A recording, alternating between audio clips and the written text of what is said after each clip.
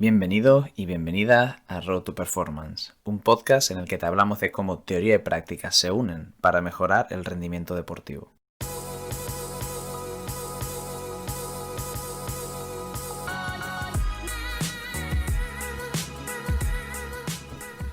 Hola a todos y hola a todas, ya estamos aquí con una nueva publicación en estos capítulos de pequeñas entrevistas y charlas en Road to Performance. Después de unas semanas donde no hemos dado mucha vida al proyecto, pero esto tiene un motivo. Hemos estado trabajando en algunas novedades que próximamente sacaremos a la luz. Estamos trabajando en nuevas líneas dentro del proyecto de entrevistas, del proyecto de divulgación científica que implica Road to Performance y también en otras pequeñas cosillas, otras pequeñas sorpresas que desvelaremos, esperemos con suerte, en las próximas semanas. Lo que sí que podemos y queremos compartir es una pestaña, una parte que hemos habilitado dentro de nuestra web, dentro de nuestro también canal en ebooks, en la cual hemos abierto una posible participación a través de donaciones al proyecto de Road to Performance, con el objetivo de poder mantener económicamente el proyecto a lo largo del tiempo, puesto que queremos seguir compartiendo y dedicando más esfuerzos a compartir y divulgar el conocimiento de compañeros y compañeras que colaboran con nuestro proyecto, y también el nuestro propio, el de Jorge y el mío. Y por eso dentro de la web de Road to Performance, a partir de ahora, encontraréis un pequeño botón en el cual tenéis la posibilidad de donar de forma evidentemente altruista una pequeña cantidad, la que cada uno y cada una considere, para que este proyecto pueda seguir manteniéndose en el tiempo y sea viable económicamente. Y por otro lado, no solo hemos habilitado este pequeño espacio dentro de la web, esta posibilidad de participar del proyecto de una forma más directa dentro de la web, sino también a través de las suscripciones en ebooks, en las cuales cada persona que quiera colaborar se puede suscribir de forma mensual, pagando una pequeña cantidad, que creo que es desde €1 algo, la cuantía mínima que hemos habilitado, y esto no da acceso a ningún contenido premium ni de una manera prioritaria sobre el resto de personas que no lo hagan, pero es una manera también de poder colaborar para que este proyecto siga adelante y, como hemos dicho ya, pues tenga esta viabilidad económica. Y por último, comentaros que dentro del espacio de la web hemos habilitado una pequeña categoría en el menú superior, donde podéis encontrar directamente, pinchando en la palabra podcast, todas las publicaciones que tienen que ver con las entrevistas que hemos ido realizando. Dentro de esta categoría de podcast aparecen los diferentes episodios, ya no solo en el formato podcast, sino sabéis que tenemos también el formato de Papercast, el formato de Overtime y las entrevistas abiertas, digamos, también en vídeo. Todo esto se incluye allí, siempre que hemos entrevistado a alguna persona o charlado con algún compañero o compañera de profesión, lo tendréis allí publicado de una manera mucho más accesible. Sin más, quiero ya presentaros al capítulo, al episodio de María Reina. La verdad que hemos tenido que rehacer la introducción de este episodio del Papercast, y muy orgullosos y con muchas ganas de rehacerlo, la verdad, porque María, si bien cuando hicimos la entrevista era una investigadora, una estudiante predoctoral que estaba investigando dentro de los proyectos y el grupo de investigación en la Universidad de Extremadura, ahora ya es doctora, y con mucho placer hemos tenido que rehacer la entrada del Papercast. Por tanto, felicitarla y darle la enhorabuena en este proceso que ya ha culminado con la defensa de su tesis doctoral. En este episodio de Papercast abordamos con María uno de los trabajos de su tesis doctoral, publicado en el año 2019, titulado Training and Competition Load Monitoring and Analysis of Women's Amateur Basketball by Playing Position, y abordamos todo lo que ha sido el proceso de trabajo en esta publicación, desde qué les llevó a investigar sobre este tema, cómo surge la pregunta de investigación. Hacemos un repaso sobre el contexto y cómo introducen el tema, y avanzamos hacia los detalles de la población que estudiaron, cómo implementaron la metodología, por qué decidieron utilizar los métodos que utilizaron y los instrumentos y las métricas que utilizaron cuando aportaron los resultados, y cuál fue la aplicación práctica y la conclusión a la que llegaron después de todo este trabajo. Y evidentemente, como cualquier investigación, nos presenta sus limitaciones, pero sobre todo qué aprendizajes y líneas futuras presenta ella a posteriori de realizar este trabajo. Sin más, os dejamos con la entrevista de María, con la que hemos disfrutado mucho, agradecerle públicamente el tiempo y la dedicación que nos ha brindado y esperemos que la disfrutéis tanto como la hemos disfrutado nosotros. Muy buenas, María, bienvenida a este episodio del Papercast. ¿Cómo estás? Hola Javi, muy bien. Bueno, gracias a ti y a todo tu equipo por el contenido de valor que compartís en la web con todos nosotros y bueno, tengo muchas ganas de charlar contigo.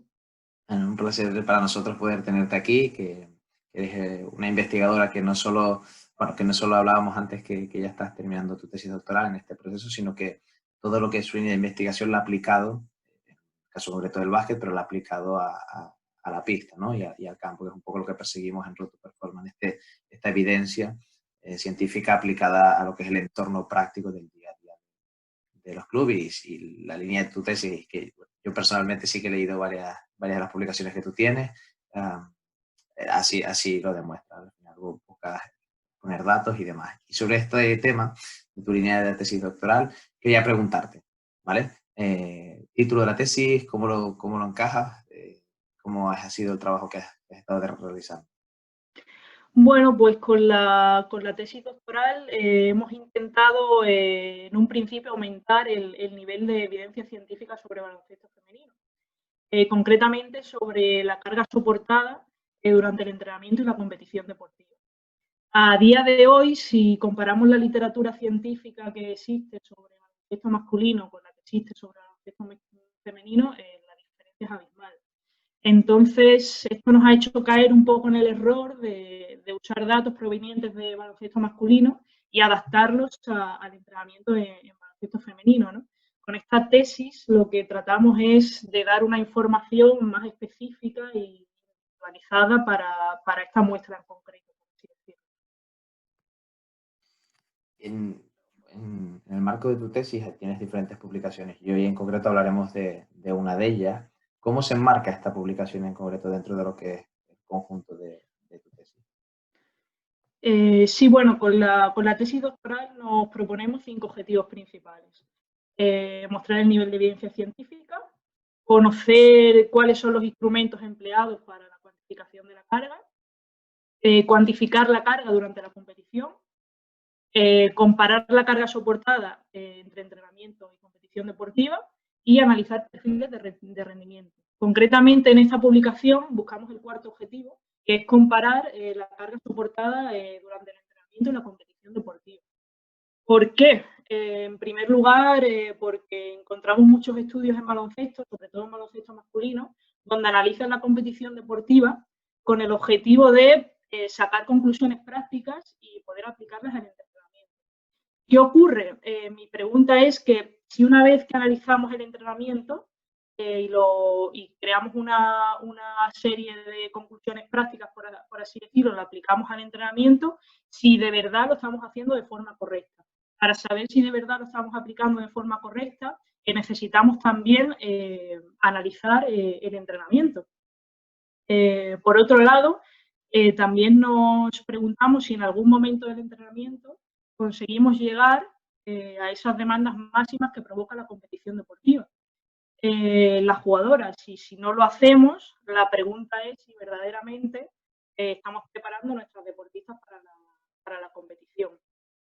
Yo creo que ese es más o menos el objetivo de esta publicación en concreto dentro del marco de la tesis doctoral. En cuanto a, bueno, el título de la publicación ya lo indicáis, así es un análisis de esta carga de entrenamiento de la competición por posiciones. No se plantea una propuesta, bueno, en este caso una recogida de datos sobre la carga de entrenamiento de competición, aparte de una hipótesis previa, ¿vale? Y aquí preguntarte, ¿con qué hipótesis trabajabais? Pues al comparar esas demandas entre entrenamiento y competición, nuestra hipótesis es que las demandas del entrenamiento no igualan a las de la competición deportiva. Lo que podría suponer principalmente un mayor riesgo de lesión para nuestras jugadoras. De hecho, yo me hago una pregunta muy a menudo y es que ¿por qué existe una mayor incidencia de lesión durante la competición? por qué existe un mayor número de lesiones que se dan durante el partido y no durante los entrenamientos, al menos las lesiones más graves. Yo entiendo que es imposible o prácticamente imposible igualar todas las condiciones competitivas y trasladarlas al entrenamiento. Pero yo creo que como profesionales en el sector sí que podemos incidir de una forma más precisa durante el entrenamiento si conocemos bien las exigencias que provoca la competición de las jugadoras. Vale, perfecto. Y en la introducción de este trabajo habláis de los diferentes métodos de cuantificar esta demanda, ¿no? Y esta exigencia que estás comentando que sufre la jugadora tanto en el partido como en la competición. ¿Podrías hablarnos un poco de estos dos puntos? Es decir, ¿cuáles son los métodos que describe la literatura para esta cuantificación y cuáles son estas exigencias y características del deporte? Sí, en la introducción del artículo hablamos de dos tipos de carga a analizar, la carga interna y la carga externa. La carga externa cuantifica la carga provocada por una tarea de entrenamiento o por el mismo partido, y la carga interna cuantifica las exigencias provocadas en el jugador. Es más individual y específico. En la introducción hablamos de diferentes métodos para el análisis de la carga. En el caso de la carga externa, principalmente hablamos del Time Motion Analysis. Este es y ha sido el instrumento más utilizado para medir las demandas en competición en baloncesto masculino. Antes era un método más tedioso y subjetivo, donde el analista pasaba muchas horas delante del vídeo, analizando movimientos, y por ese motivo y también por diferentes métodos de recopilación de datos, sí que encontramos en la literatura resultados muy dispares. Sin embargo, en la actualidad yo creo que ha mejorado bastante, y a partir de una infraestructura de cámaras, el vídeo captura ya los movimientos de cada jugador, y a partir de un software se digitalizan un poco las imágenes y se recopilan datos relevantes a partir de algoritmos matemáticos. Y por otro lado, también hablamos, a mí me gusta llamarle de la microtecnología, donde encontramos dispositivos GPS y dispositivos inerciales. Los dispositivos GPS, como bien indica la palabra, necesitan señal satélite y son muy usados en deportes outdoor, deportes al aire libre. Con los dispositivos inerciales sí que podemos recoger datos indoor, bien usando el acelerómetro del dispositivo, como es el caso de este artículo, o bien creando un sistema de referencia indoor a través de antenas, con el uso de tecnología ultrawide. Se crea un sistema de posicionamiento local. En cuanto a la carga interna, los instrumentos más empleados, que de esto hablamos un poco menos, han sido la escala subjetiva del esfuerzo de Borg y la frecuencia cardíaca, que es la que usamos en este estudio. En cuanto a las exigencias, a partir de los estudios se ha caracterizado el baloncesto, por así decirlo, como un deporte de carácter híbrido, donde la mayor cantidad de energía se moviliza por vía aeróbica, pero también tenemos muchas acciones explosivas, como puede ser cambio de dirección, lanzamiento o diferentes movimientos ejecutados a alta intensidad, que dependen de rutas anaeróbicas. Y estas son muy determinantes en el rendimiento final en este deporte. Por hablaros un poco de las exigencias, lo que más coincide en la literatura, bueno, es que de forma general en un partido de baloncesto se recorren en torno a 5 o 6 kilómetros, de los cuales un porcentaje muy alto se recorre a baja intensidad. Los jugadores cambian de patrón de movimiento en torno a una vez cada 3 segundos, ejecutan de 1 a 2 saltos por minuto y realizan, estos son valores medios, intentando comparar un poco entre todos los artículos, unos 45 sprints por partido. Por parte de la carga interna, el valor más estudiado es el porcentaje de la frecuencia cardíaca, y sí que los jugadores trabajan en torno al 80% o un poco más de porcentaje de frecuencia cardíaca. Esto sería más o menos el resumen de las exigencias, muy orientadas no tanto al baloncesto masculino, al baloncesto femenino, sino más al baloncesto masculino, puesto que en baloncesto femenino todavía nos falta mucha más evidencia para crear una conclusión más estable. Perfecto, María. Y en cuanto a tanto a la población estudiada como has hecho un barrido un poco de los métodos existentes descritos por la literatura en cuanto a lo que se ha utilizado en el mundo del baloncesto. En cuanto a la población que habéis utilizado vosotros para realizar esta recogida de datos y los métodos propios de vuestro estudio, ¿qué nos puedes comentar? Bueno, en cuanto a la muestra, el estudio se orientó sobre un equipo senior femenino, sub-23 concretamente, no profesional. En el artículo definimos sus características y la elección de este grupo fue, bueno, en primer lugar por disponibilidad, porque era mi club, formaba parte del cuerpo técnico y, bueno, consideramos interesante poder hacerlo con este grupo.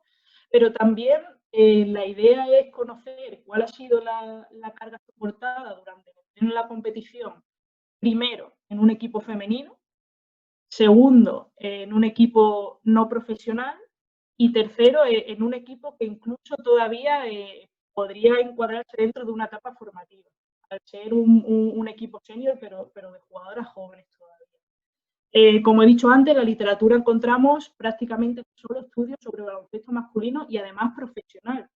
Entonces, todos estos datos los tenemos que extrapolar al femenino, a la formación y al baloncesto no profesional. Por eso la idea es de por qué no tener datos reales de una muestra real, como es el baloncesto no profesional y en formación, y que practican muchas jugadoras, muchas más que las que al final llegan a ser profesionales, por así decirlo. En cuanto a los métodos que utilizasteis para hacer esta recogida de datos, ¿qué dispositivos empleasteis o qué parámetros recogisteis? Para el desarrollo de la investigación, cada jugadora se equipó con una banda de frecuencia cardíaca Garmin y un dispositivo inercial WIMU, con la idea de medir de forma integral la carga soportada por las jugadoras, tanto interna como externa. Como carga externa medimos frecuencia cardíaca media, máxima, porcentaje de frecuencia cardíaca máxima y zonas de trabajo. Y como carga externa, con medidas derivadas del acelerómetro del dispositivo, medimos número de impactos, pasos, saltos y player load. La recogida de datos se realizó durante la fase final de la competición de este grupo, de este equipo, y se realizaron un total de 22 entrenamientos y se disputaron 8 partidos. En este caso, durante los entrenamientos solo se analizaron las tareas de 5 contra 5 con el objetivo de buscar la situación más real del entrenamiento y compararla con la competición. Fueron un total de 47 tareas, de 5 contra 5 las que se analizaron. Las variables sí se normalizaron al número de repeticiones por minuto, sobre todo las de carga externa, para poder comparar ambas situaciones, porque bueno, teníamos tareas de 5 contra 5 que duraban 10 minutos, 5, 20, y luego en el partido cada jugadora pues tenía sus minutos en cancha. Y además también, como has dicho tú y aparece en el título, se establecieron diferencias entre los puestos específicos, ya que bueno, es un equipo senior y los puestos están más o menos ya diferenciados, cada jugadora tiene un rol determinado y bueno, con el objetivo de buscar una mayor individualización posible.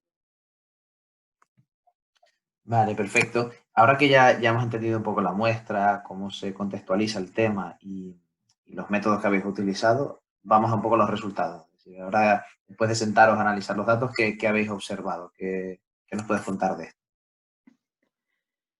Vale, pues el resultado principal es que nuestra hipótesis se confirma. Encontramos diferencias estadísticamente significativas entre el entrenamiento y la competición, donde se encuentra una mayor demanda durante los partidos en todas las variables, a excepción del número de impactos por minuto, donde no se establecieron diferencias. Te paso a explicar un poco por tipo de carga. En el caso de la carga interna, encontramos, al igual que en la literatura, que el porcentaje de frecuencia cardíaca máxima estuvo en torno al 80 o superior. Lo mismo ocurre en entrenamientos, donde pasan bastante tiempo en esa zona, pero, sin embargo, se reduce drásticamente cuando supera el 90% de la frecuencia cardíaca máxima. Durante los partidos sí que se mantiene ahí un poco más de tiempo. También, en cuanto al número de pulsaciones por minuto, medio y máximo, se difieren de hasta 20 latidos por minuto en entrenamiento y en competición. De hecho, la frecuencia cardíaca máxima durante los entrenamientos fue casi similar a la media durante los partidos, en torno a 170 pulsaciones por minuto. Ahí se ve un poco la diferencia entre una situación y otra.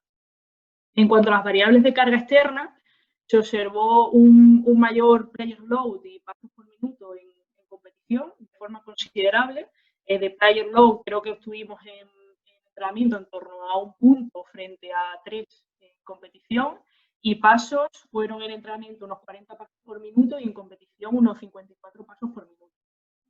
En el caso de los saltos, por ejemplo, también fue mayor en competición, pero la diferencia no fue tan grande. De 1,5 saltos por minuto durante entrenos a casi 2 saltos por minuto en partido. En otros estudios, por ejemplo, hemos realizado el mismo tipo de análisis y hemos encontrado incluso valores más altos de saltos durante entrenamientos en comparación con la competición.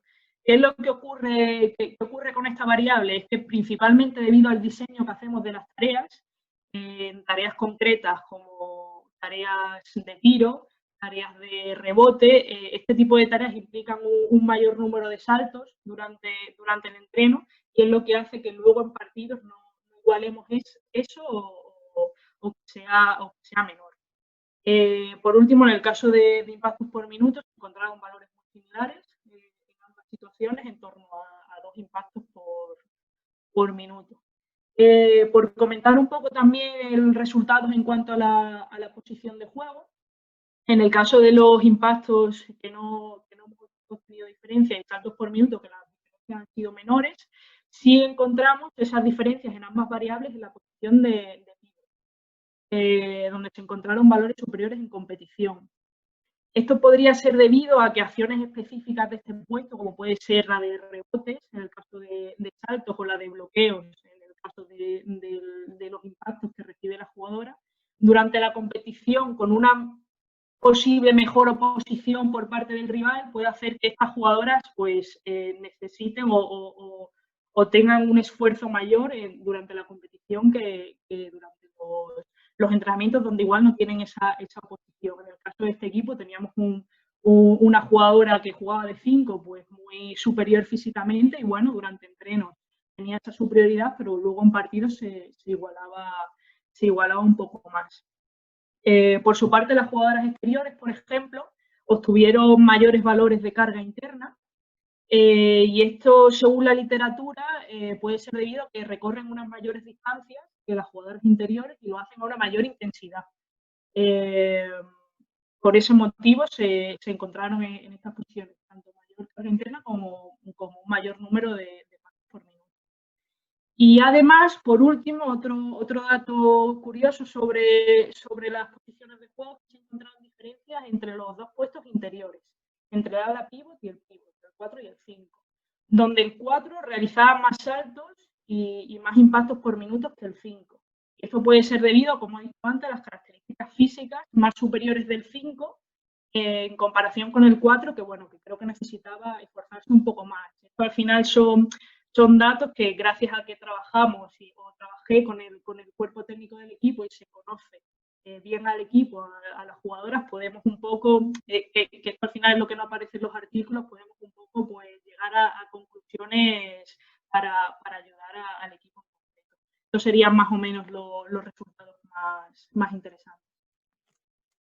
Bueno, sin duda es bastante interesante porque al final, como bien comentabas al principio, son la mayoría de equipos a nivel de práctica deportiva del baloncesto están mucho más cerca de este tipo de poblaciones que no otras poblaciones un poco más outsiders, ¿no? De gente que se sale un poco de la norma, que serían los equipos de élite, y todos los datos que nos estás aportando nos ayudará también un poco a entender qué ocurre en el entrenamiento, qué ocurre en la competición, y aquí que viene la siguiente pregunta, y ya estabas más o menos introduciéndolo, y qué aplicación puede tener en el día a día. Si todos estos datos, ¿cómo los gestiono yo? ¿Cómo los llevo a la práctica del día a día? Y tratamos de salvar un poco este gap que estabas comentando entre el entrenamiento y la competición. Sí, bueno, lo primero, y como llevamos diciendo, es conocer cómo se compite. Eso es lo principal, y saber trasladarlo al entrenamiento. Esto se va a hacer a partir del diseño de tareas. Yo creo que es lo principal y que es nuestro trabajo, por así decirlo. Por ejemplo, durante el entrenamiento, en cuanto a los resultados de las variables de carga interna, en el artículo proponemos una serie de trabajos, una serie de consideraciones generales que podríamos utilizar a la hora de diseñar las. Una de ellas es la utilización de juegos reducidos con un menor número de jugadores implicados, pero manteniendo el tamaño de la cancha real, o sea, la pista completa, por así decirlo. Por otro lado, también consideramos importante la modificación de las reglas para el aumento de esta carga interna durante los entrenos, como puede ser el aumento del ratio trabajo-descanso, el uso de posesiones y oleadas, ejercicios interválicos sin una recuperación completa, es decir, evitando parar el juego para corregir, sacar, faltas y demás. Por posición de juego, como hemos dicho, las jugadoras exteriores tienden a cubrir más distancias y lo hacen a más intensidad. Sin embargo, las jugadoras interiores tienen una intervención más limitada, por lo que el trabajo también será diferente. En cuanto a los resultados de carga externa, las demandas de competición fueron muy superiores. Esto ya lo hemos hablado y, por tanto, las jugadoras durante el entrenamiento tienen que prepararse para asumirlas. Esto nos ayudará mucho a la prevención de lesiones. Por tanto, en las tareas otra vez, a partir de la modificación de esas reglas, pues proponemos algunos ejemplos, como pueden ser establecer para las diferentes posiciones de juego la realización de un número mínimo de acciones específicas, como pueden ser en jugadoras interiores los saltos para rebote o en jugadoras exteriores los cambios de dirección y cambios de ritmo. Y lo podemos conseguir, pues bueno, algunos ejemplos. Durante el 5 contra 5 en entrenamiento, pues no sacar el balón de fondo después de canasta para favorecer el balance y el contraataque. Y aumentamos ahí un poco ese desplazamiento, ¿no? Y por tanto también la realización de acciones a más alta intensidad, sin parar el juego, por ejemplo, en el rebote, haya o no haya canasta, hay rebote. Por ejemplo, en el uso de cambio de dirección para jugadores exteriores que reciban el balón y luego que arranquen y tengan esa posterior frenada al llegar en transición, en contraataque. Esto permitirá un juego más alegre y, bueno, una mayor consecución de pasos, de impactos y de player load, que esta última variable está muy relacionada con la distancia recorrida. En el artículo también hablamos de conseguir, por ejemplo, conseguir puntos. Esto es un ejemplo de modificación de tareas, conseguir puntos tocando con el balón el aro o el tablero, lo que implica más saltos por parte de las jugadoras interiores para rebotear e impactos a partir del cierre de rebote, por ejemplo. Y para las jugadoras exteriores, por ejemplo, también se propone establecer unos cambios de dirección mínimos por ataque, y esto lo proponemos regulando la defensa, incidiendo en que den uno u otro lado en diferentes partes del campo. Así favorecemos que el ataque haga estos cambios de dirección, lo que provoca una mayor carga, un mayor impacto sobre articulaciones en estos cambios y por lo tanto un mayor player load. No sé, por último, otra de las ideas que dimos son opciones de favorecer, por ejemplo, no solo los cambios de dirección, sino un mayor número de cambios de ritmo. También importante para que las jugadoras se desplacen durante más tiempo. Como puede ser con el uso de la limitación del bote. Ayudando a las jugadoras a que pasen, favoreciendo ese pase y ese movimiento sin balón. Esa sería otra idea. Estas son algunas ideas que propusimos a través de los resultados, pero yo creo que es importante que los entrenadores los hagan suyos, los interioricen y a través de su experiencia también, que creo que es importante, creen y diseñen tareas acordes a la consecución de estas demandas de competición que proponemos en el estudio. Bueno, son un montón de indicaciones súper interesantes y que se pueden aplicar de una manera sencilla, porque además lo has explicado con ejemplos muy claros. Yo creo que los entrenadores y también los preparadores físicos que no acceden a esta tecnología, la mayoría de casos, también puedan recoger un poco las diferencias y empezar a entender hacia dónde orientar, ¿no? Y cuáles son aquellas, digamos, variables, ¿no? O indicadores que puedo modificar durante el entrenamiento para poder obtener ese nivel de demanda que le exigirá la competición, ¿no? Y acercarse. por ir cerrando, María, y irnos a la parte ya final. Evidentemente, todos estos trabajos a nivel de publicaciones científicas tienen normalmente una limitación de palabras y una limitación de ideas, incluso a veces, ¿no? De que se puedan expresar. Y en el podcast lo que buscamos también es poder hablar de la experiencia personal y del aprendizaje vivido con estos trabajos. Y eso es lo que te quería preguntar. ¿Podrías decirnos algo que hayas aprendido en todo este proceso en cuanto al trabajo que has hecho, ¿no? Desde la recogida de datos, todo este proceso de dar forma a los datos para después exponerlos? Sí, yo creo que principalmente ha sido poder establecer un método de recogida de datos válido y fiable. En eso, en la recogida de datos con un equipo en el día a día, que no es sencillo, tienes que preparar el material, estar mucho tiempo antes, comprobar que todo vaya bien, colocar el dispositivos a las jugadoras, registrar la sesión y también tener un consenso con el entrenador de todos aquellos objetivos que quiere trabajar durante la sesión.